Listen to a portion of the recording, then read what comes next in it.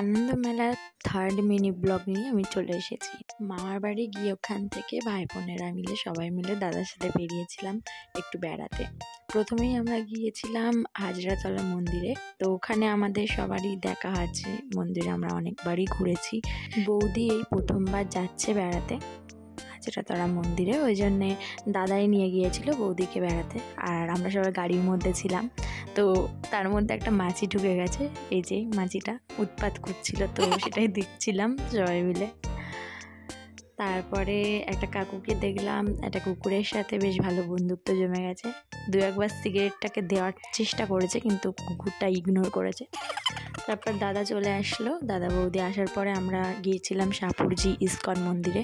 তো ওখানে গিয়ে আমরা সবাই মিলে প্রসাদ খেয়ে নিলাম। একটু প্রসাদ খাওয়ার আগে একটু ফটোশ্যুট চলছিল, দাদা সবার ফটো তুলছিল। তো আমরা সবাই প্রসাদ খাই এবং তোমরা চটপট একটা লাইক করে নেক্সট ব্লগের জন্য ওয়েট করো।